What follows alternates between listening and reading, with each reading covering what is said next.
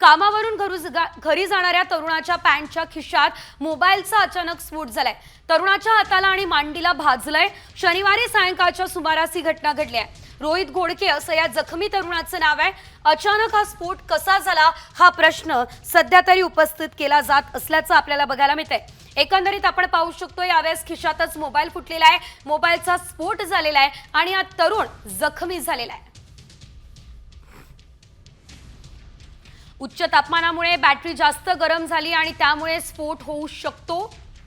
मोबाईलचा स्फोट का होतो? फोन खाली पडणं, फोनच्या अंतर्गत घटकांमध्ये पाणी शिरणं यामुळे सुद्धा मोबाईलचा स्फोट होण्याची शक्यता नाकारता येत नाही।